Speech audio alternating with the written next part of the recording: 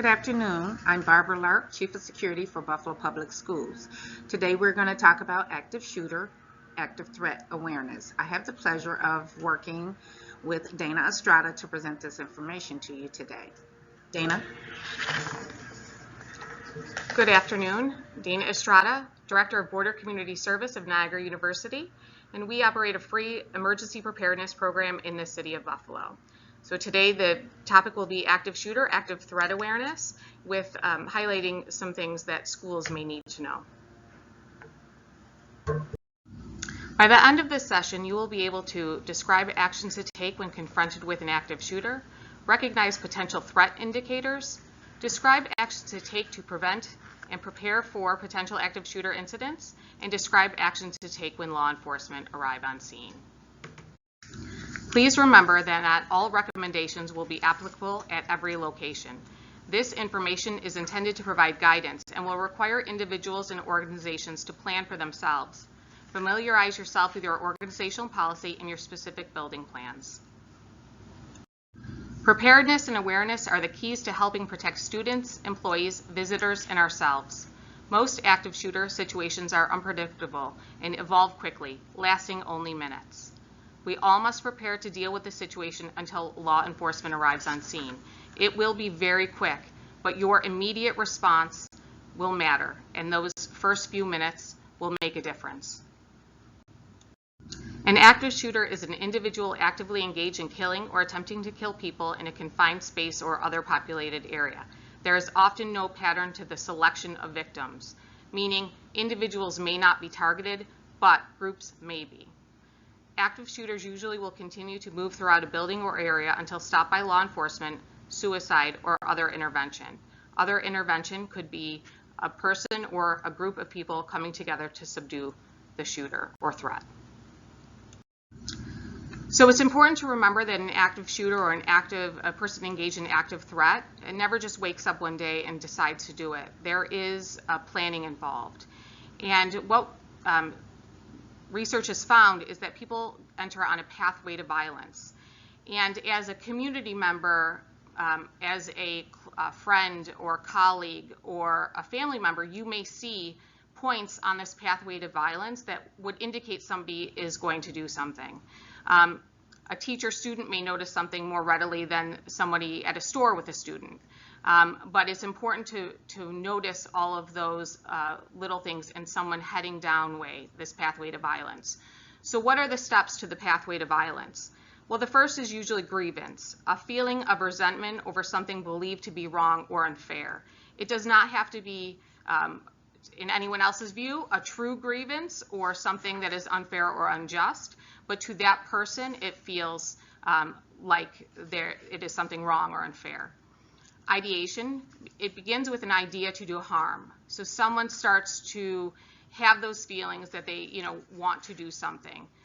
That's usually where it ends, but somebody on the pathway to violence will continue to fixate on that idea of doing harm. And then the planning and research portion. Consideration of how they will carry out the violent intent. They will look for a location, a time, targets, and that will go through a process of, they'll think, okay, this is the place, and then they'll back off and think, well, this is a better place. So this is where they start to do that. They will also start to research weapons or groups of people, and that happens in the planning and research phase.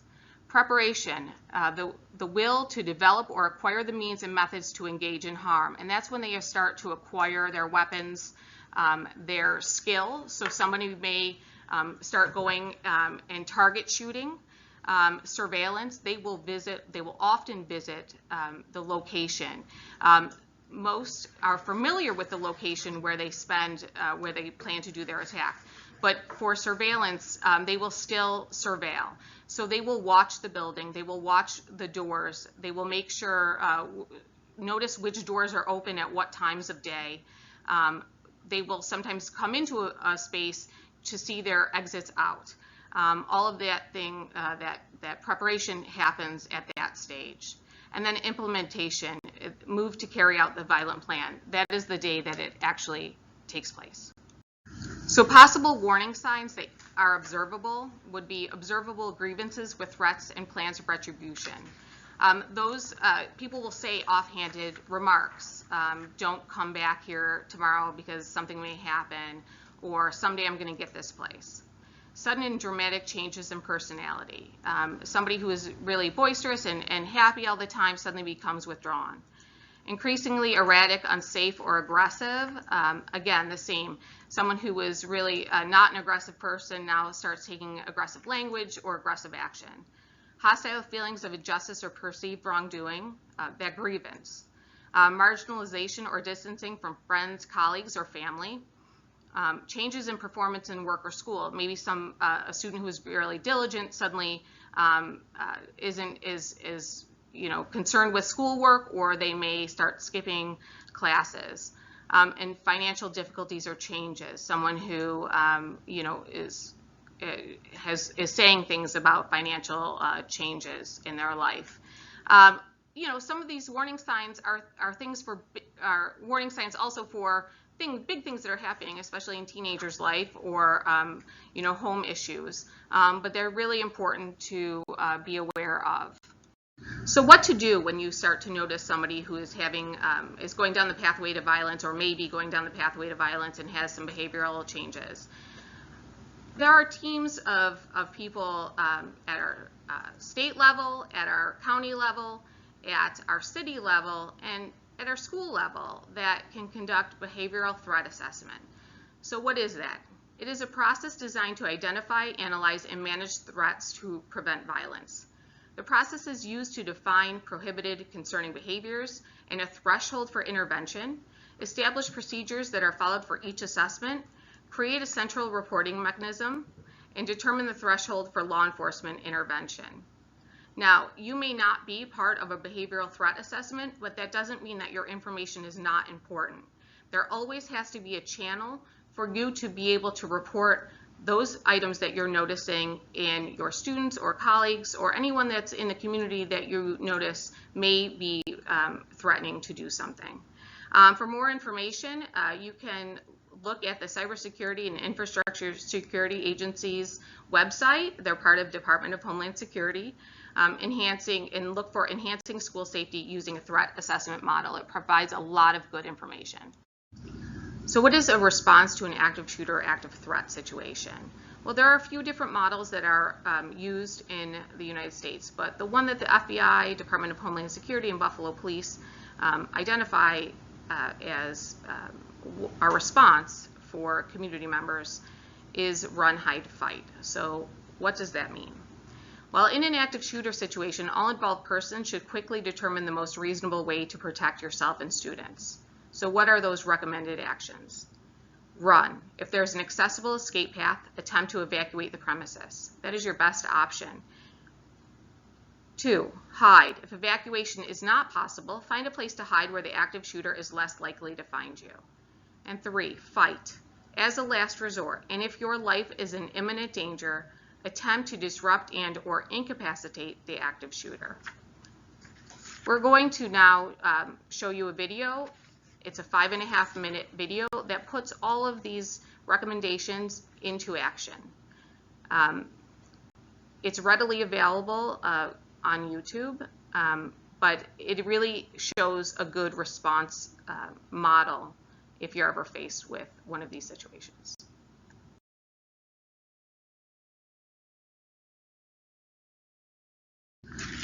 Run.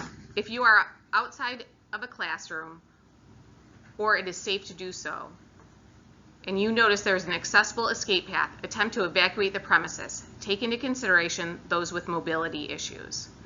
When running, have an escape plan in mind. That means that everybody in every space that they spend time should take a few minutes to walk around and notice your exit areas. You're going to leave your belongings. There is no reason to have a purse, a backpack, anything like that on you if you have to run. Seconds matter. Help others if possible. And you can warn and prevent others from entering the area. So once you have left the area and gotten far enough away that the threat is no longer an immediate threat to you, you can tell people that they should not go into the area that the action is happening. If law enforcement is not on scene and you are at a safe distance away from the active shooter, call 911. Hide. If safe evacuation is not possible, find a place to hide that provides cover and concealment. And in a classroom, this is your most likely scenario. You're going to lock the door. Those few seconds matter, and studies have shown that active shooters, since they know they only have a few minutes, will be deterred by even a locked door. They will go and find a door that is open. If you cannot lock your door, blockade the door with heavy furniture or use a doorstop on the back side of your door. That will provide you some extra time. Close, cover, move away from windows that give location to the threat. So not necessarily your exterior windows, but doorway windows. Now, on a normal day, you may leave those open so you can see into the hallway. But in an active threat situation, you may need to cover the windows to the hallway. You're going to silence your cell phone. We suggest that you never turn off your cell phone because you may need to be getting messages out on your location, and you may be getting information in as to what you need to do. But remember, it needs to be completely silent, and even on vibrate, that can give your location away. Also, your cell phone, of course, will light up. Never ever have that in your hand when you're exiting the building. Put it in a pocket. And then remain quiet. Fight. Used as a last resort and only if you are in imminent danger. Attempt to disrupt and/or incapacitate the active shooter. You're going to act as aggressively as possible. Throw items and use improvised weapons, even a computer that you have. Work together to incapacitate the shooter and commit to your actions. If you give that person a second, if you flinch in your actions, you will give that person the notification that you are about to do something. So now we're going to go over a few terms that you will be familiar with, and we all should be familiar with, even if we're not working in the school. Shelter in place. This can be used for a weather, a non-specific bomb threat, or a social media threat, or an emergency that requires the building operations to pause. Shelter in place announcement should be made. Do not use code words. We want plain language when the shelter in place announcement is made. Students should report to or remain in their regularly scheduled class. Normal classroom routines should continue after that. 911 may need to be called. It's situationally dependent. You may activate building level response team to sweep common areas of the school. You must determine if an evacuation is necessary due to the conditions causing the shelter in place. And then an announcement will be made when the need for shelter in place is over. Lockout. Lockout is utilized when an emergency is taking place in the vicinity of the school. Lockout announcements should be made. Do not use code words. Use plain language. Exterior windows and doors should be secured. So if you have an open window, make sure that you shut and lock it. Outside activities are ended. Make sure those that are outside the school, on the playground, or even in a remote location, are notified. During a lockout, classes are continued. Limit entry to the building once lockout is initiated. Any entry into the building during lockout is on a one-on-one basis and only through the designated entrance. No students should be dismissed when lockout is in place. Keep them inside. An announcement will be made when the lockout is over. Lockdown. Lockdown is used when there is an imminent threat that exists within the building. Can be the threat of or the use of weapon, a social media threat, or a specific bomb threat. Lockdown announcement should be made. Do not use code words. If a lockdown announcement is not made but threat is heard, lock down. Do not investigate the threat. If you hear something that seems like it could be a violent interaction of some sort, continue your lockdown procedures. If safe to do so, call 911 and give as many details as possible, including the description of the person or persons and location, type of weapon, and if there are injuries. If students or staff are in common areas or visitors to your school, they must be moved to the closest room with a lockable door. Lock or barricade the classroom doors and have students sit on floor by wall outside of the view from the door. Remain out of sight and keep quiet. Please look at your classroom and determine where in your room students can be safely out of view. Take attendance within your room. Document last known locations of students assigned to respective classroom. Attend to any injuries that you have. Remain in room. Do not allow anyone to enter the room or areas where you are located. Maintain silence. Do not communicate to anyone outside the room unless it's a verified first responder. Do not pull the fire alarm or respond to a fire alarm unless there is a known fire. That fire alarm could draw people into the hallway. So only respond if you know that there is an actual fire in the building, and never pull a fire alarm for an active shooter or active threat. Do not answer classroom telephones. Do not respond to any announcements or other school-wide communications. Do not leave room or allow children to leave the room, even if you think the event or threat is over. All doors will be opened by the Buffalo Police Department and/or school administration. Please don't allow anyone out until they release you. Thank you, Dana. I'd like to just emphasize a little bit about the lockdown and in the situation that there's a lockdown. When teachers go into your classrooms, you need to immediately start assessing your environment in your classroom to see what materials you can use to block the door in the event you need to. Desks and bins, totes are really good to put up against the door. Dana mentioned using a doorstop if you have one, to not allow entrance into the classroom by the person posing the threat to you.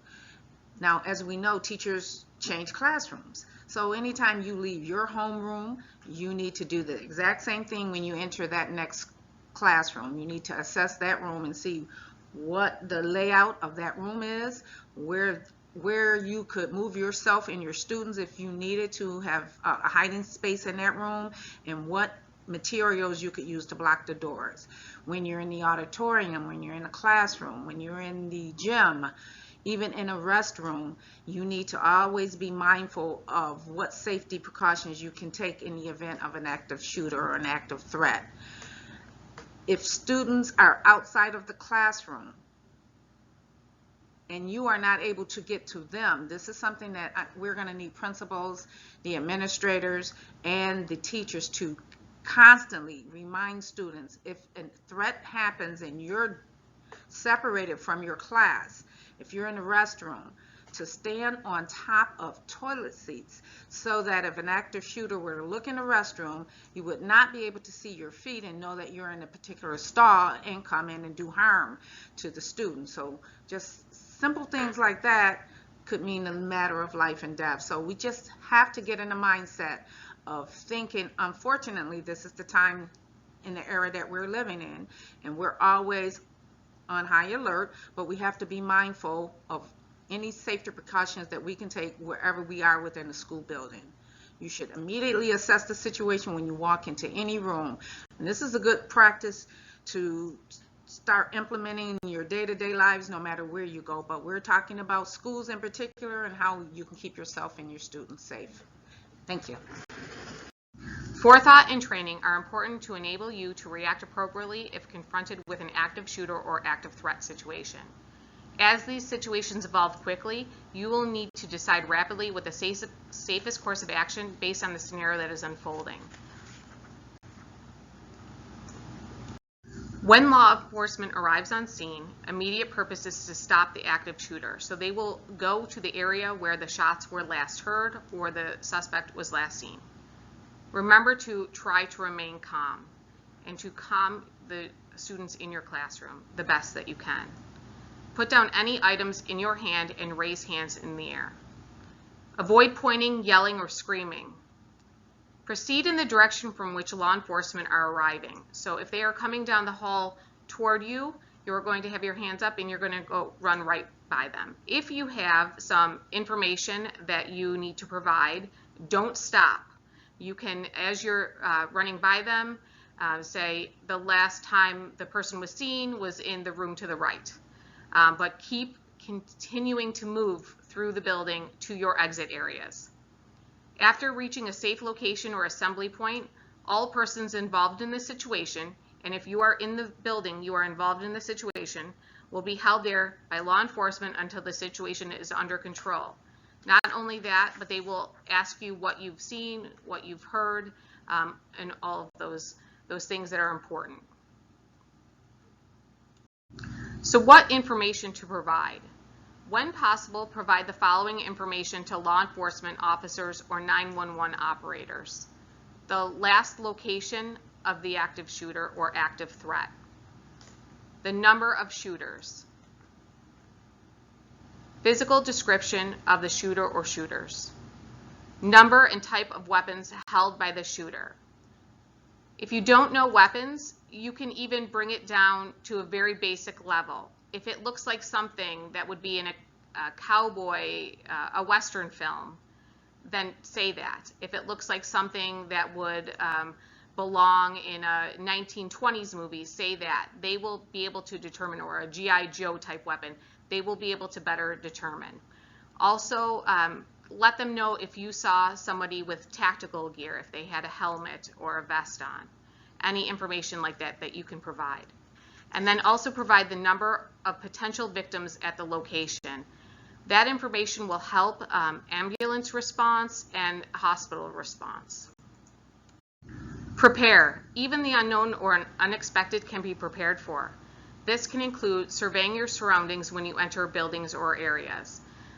It doesn't have to change your whole life, but everyone should spend a minute or two looking around any new situation that they're in, or even old situations that you've never really noticed before.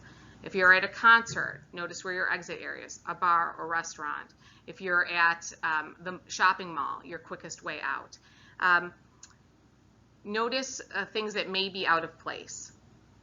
Think about what you would do in an active shooter event or other emergency disaster.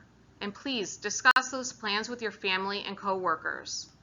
Let them know what your plans are and how you can help them get plans if they don't have plans. Recognize indicators of potential violence and terrorism. In the school or schools in which you work, find out the emergency plans for the building, including the evacuation routes. Now remember that your fire evacuation route may not hold for an active shooter or active threat situation, so you will have to look for alternative exits. And also the method for reporting different types of emergencies, whether through announcements, alarms, text alerts, etc. How will someone let you know if you're arriving to a new building or location that something is happening there? Find out what action is needed for individuals with functional needs and disabilities, guests and visitors, including substitute teachers, and bilingual language needs. When you notice things that may be out of place, you must report them. You spend more time in that building than most people, so you will notice when things are out of place. If someone leaves a backpack in a place that is unusual for a backpack to be left, if someone has propped open a door to the exterior of the school, make sure that you close that door and report that it was open. Never, ever, ever go to your car. You're just running out to your car for a minute because you have to grab something. Never prop open a door and then come back in that way. Make sure that you're always going through the designated entrance areas. And as a reminder, if you see something, say something. Know the routines. Be alert and learn about your neighborhood and workplace. Understanding the routines of places you spend time will help you to identify things that are out of place. Again, if you notice that backpack out of the area, or if you know of a garbage can propped up under a window or something that would allow entrance into a window, please report that. Be aware of what is going on around you. Whether you're traveling, at work, at school, or at home, be on the lookout for suspicious activities. Take what you hear seriously. If you hear someone talk about plans to harm their community or another student, report it to law enforcement immediately if it's a direct threat. A direct threat indicates that it's a specific act, a designated time, a designated place. There are other types of threats too. An indirect threat could be vague, unclear. It may be somebody saying, you know, someday I'm going to do something. A veiled threat strongly implies that threat or violence may happen, and a conditional threat is a type of threat, you know, if this doesn't happen, I'm going to do this. All of those threats are very, very important, and even if someone in a classroom makes an offhanded comment about wanting to cause harm to someone or the building, that needs to be reported to your building team, because you know, you may have heard it once and another staff member heard it another time, but soon there will be a story. And so it's bringing those out and recording those, so you know, law enforcement and the building team in administration can understand what is happening. If you see something, say something. You can report any suspicious activity to the New York State Terrorism Tips Line or the Buffalo Police Department tip line. And of course, if something is immediate and in progress, you need to call 911. Creating a safe school environment is an ongoing process. As threat events continue, security response will also evolve. Prepare your school to evolve as well, and be part of the process. School safety is everyone's responsibility. So prepare yourself, prepare your classroom, and make sure that you are communicating with your administration, school security, if you have concerns. I want to thank you so much for your time and attention today. My contact information is on the screen. Please feel free to reach out to me, or you can always reach out to Chief Lark and she can get in contact with me. Thank you.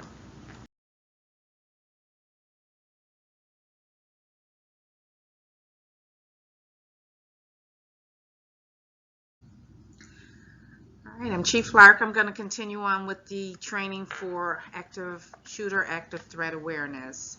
I wanted to begin this portion of the training with child-related gun violence and school shooting facts. Each day, 12 children die from gun violence in America. Another 32 are shot and injured. Guns are the leading cause of death among American children and teens.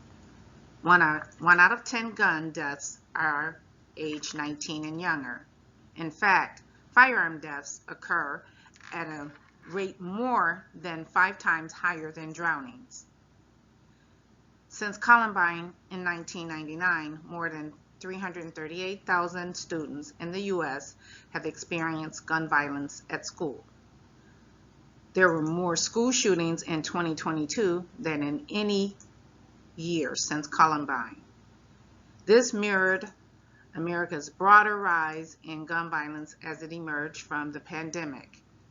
However, U.S. Department of Homeland Security research shows that if we know the signs of gun violence, we are able to prevent them and reverse the trend.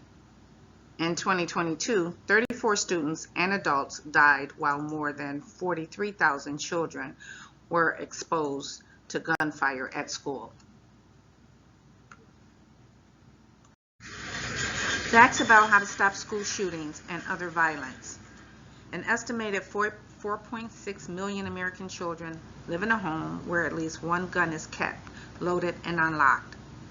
These improperly stored weapons have contributed to school shootings suicides, and the deaths of family members, including infants and toddlers. I'd like to share a personal story with you about a family member who had access to an unlocked and unsecure weapon and shot and killed himself. My 12-year-old nephew, 2 years ago, was a victim of a suicide because a family member did not store and safely secure their weapon. And we only learn about tragedies, and I'm sharing this with you to maybe help prevent other tragedies from happening. And I'm sure many of you have experienced or could share some stories about similar incidents in your families. But we'll move on. Nearly half of all parents with a weapon in the home wrongly believe their children don't know where a gun is stored. Safe storage of firearms prevent tragedies.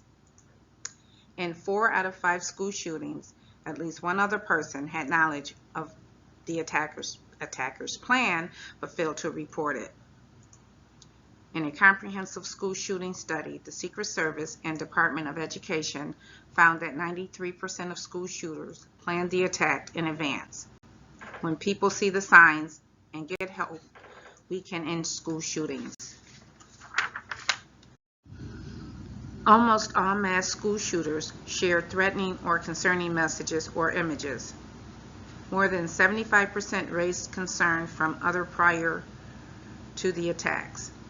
Bystanders saw warning signs in most documented active shooter cases. Truly, you can prevent school shootings when you know the signs. Facts about how gun violence impacts America's most vulnerable. Desperately and disproportionately impacted children and adults face higher risk of being victimized by gun violence.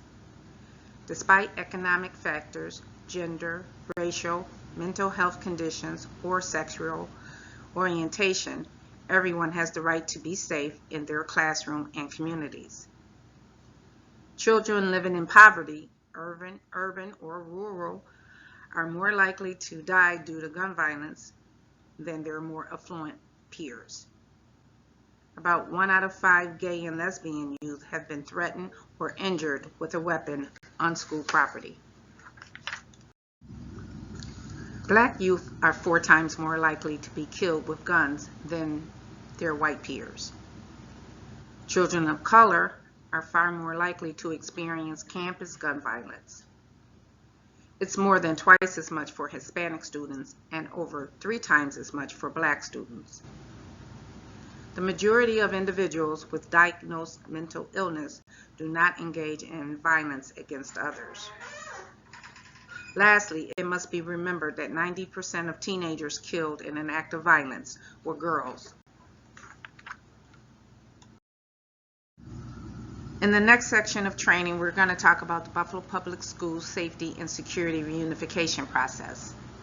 All schools currently have a reunification process in place, but as I understand it, it's utilized for gas leaks, maybe a flooding in the school, or a smaller scale event. This reunification process that we're going to talk about is for an active shooter event or a major critical incident within the school, and it also involves police and fire, emergency medical personnel, with the Buffalo Public Schools working in conjunction with those partners.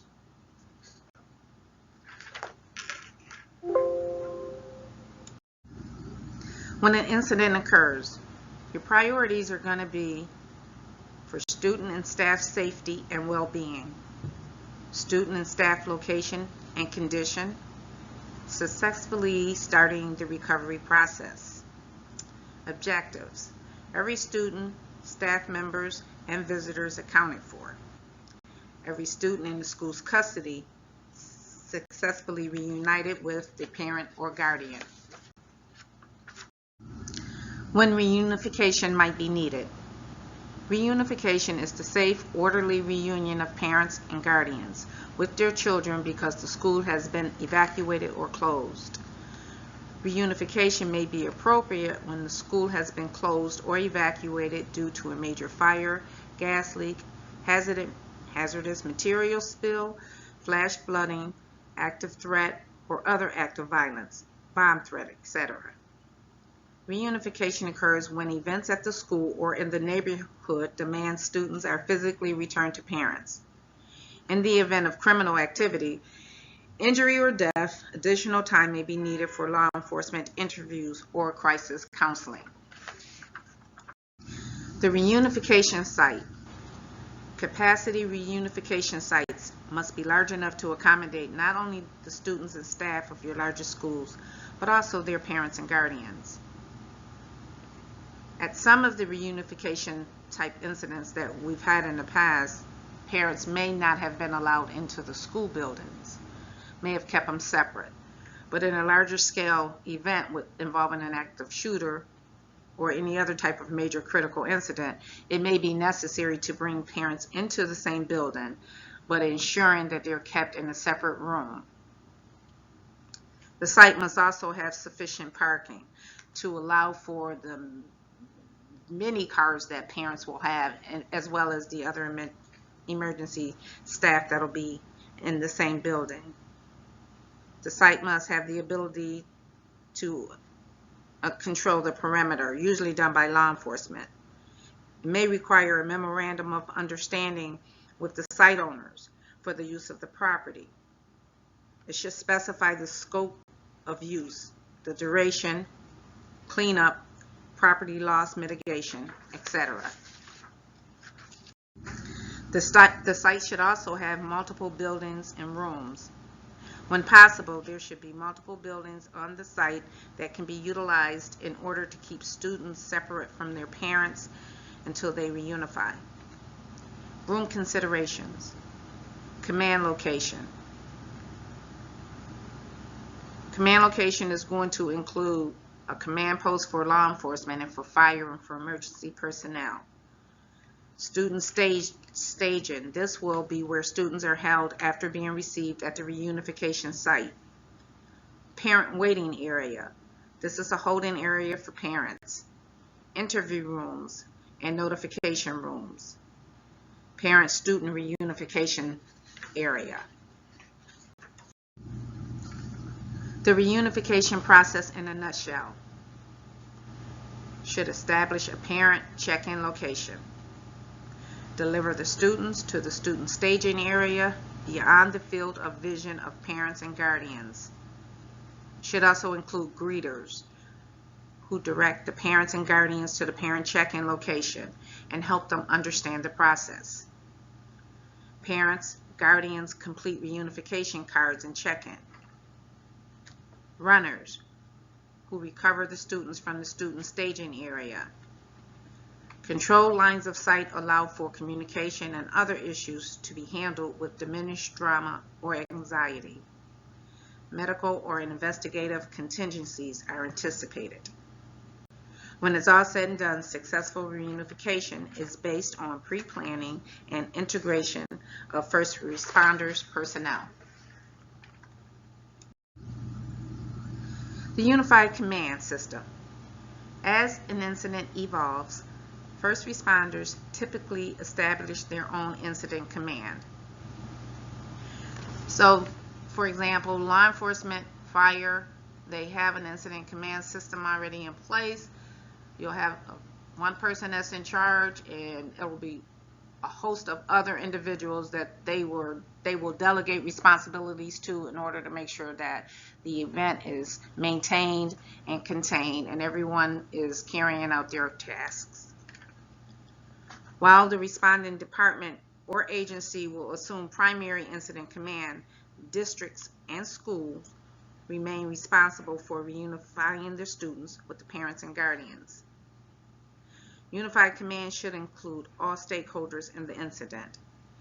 In the event of a critical incident on a school campus, unified command will include police, fire, medical, school administration, emergency management, etc. Reunification team mobilization. The reunification team will be mobilized once the site has been identified.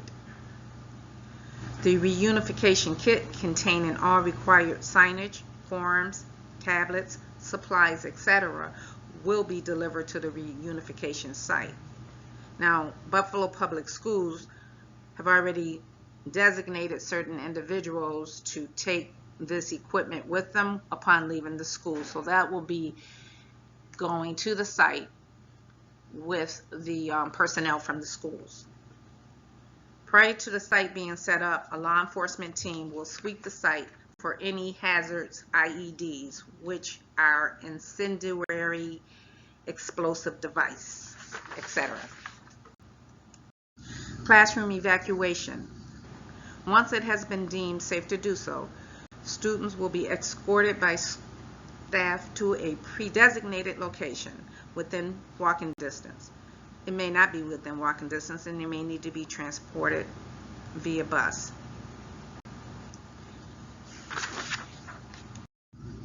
Student and staff transportation. The transportation department is responsible for arranging transportation to get the students and any staff to the designated reunification site. Reunification stations. Team staging is the check-in process for all district personnel in order to deploy resources where needed most. Parent parking. Parent check-in is the first contact with parents as they arrive at reunification. Greeters will meet with parents and staff who will check them in by completing a form or electronic sign-in. Student assembly staging area, where student staff will wait. Parent waiting area. Parent student reunification is a separate area where students and parents will be brought in to reunify and complete the checkout process. Victim assistance group. Mental health counselors and victim advocates will begin the recovery process and make parent notifications. Missing persons liaison. School liaisons to work with investigators in identifying and locating students that have either self-evacuated or been transported to hospitals, or victims still in the school. Other resources needed: transportation, traffic control, message boards, public information officer, uniformed security personnel, child welfare, health department, counselors, medical, investigative contingencies.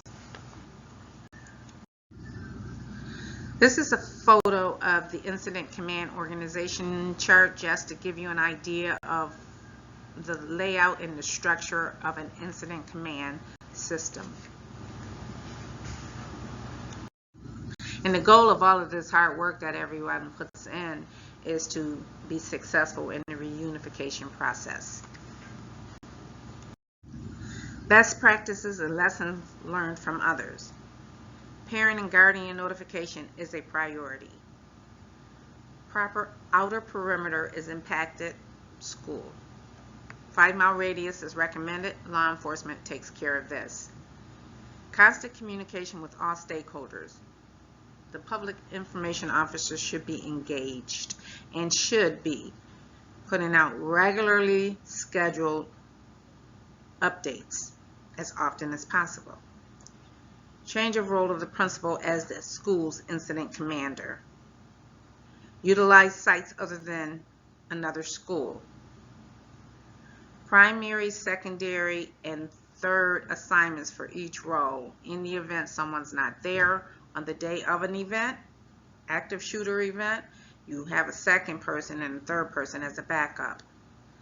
You have a district team and you exercise drills and training and debrief after the drills and trainings to improve any flaws that you recognize. Parent letter that sets expectations and account for special needs students. Have time of day contingencies. Controlled area and security sweeps done by law enforcement.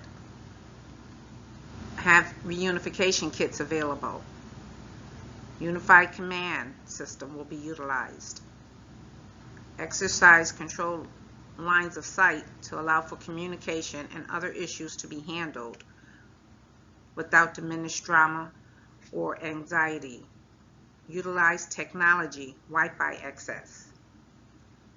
Effective procedures, school critical incidents response checklists followed, and plan for custodial issues.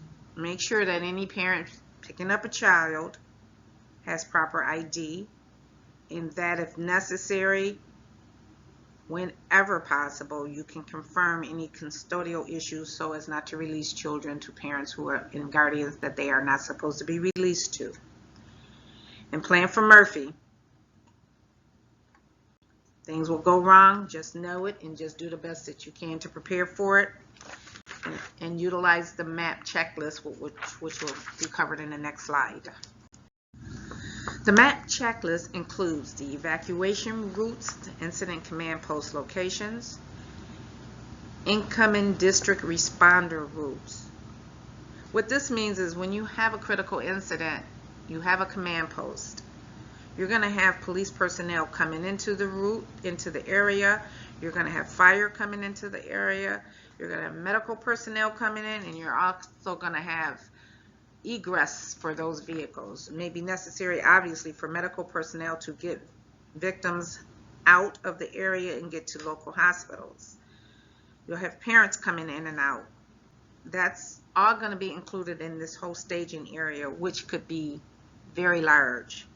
You have a landing zone. You need an area for the media to be gathered, and they need to be contained in that specific area. Again, police will be taking care of designating that area and ensuring that media stays in that space. You have reunification signage locations, parent check-in location, possible neighborhood evacuation perimeter, sexual offender locations, security perimeter, and outer perimeter. Some of the items in the reunification kit are signage, signboards, traffic cones, check-in forms and tablets, lanyards with assignment cards, checklists for coordinators, caution tape, pens, clipboards, tissue papers, coloring books, markers and colored pencils, and movies for the students. This is an example of a parent letter. The Buffalo Public Schools already has a letter, I'm sure, but I just used this as another example of the correspondence that would be sent out to the parents that would describe what would happen in the reunification process. I'd like to thank you for being an attentive audience this afternoon for this very, very critical training segment on active shooter, active threat awareness. This is just one of the first trainings that we will be providing for you going forward. This is a very evolving subject, and we will constantly be doing research for best practices to see what other school communities are utilizing, and looking forward to bringing additional trainings to you when we can. I'd like to thank Dana Estrada for assisting me today in providing this information. She does it with the community on an ongoing basis and is a great resource. If you need to schedule something in communities and churches, she's an awesome person to reach out to. I've provided my contact information, Executive Director Fred Wagstaff, who assists me in security, as well as Aaron Young, who's the Chief of School Resource Officers in the Buffalo Police Department. We are going to be partnering with the Buffalo Police Department, the Fire Department, to provide drills, safety drills on active shooters, so stay tuned for more information and much more training in the days to come. Thank you.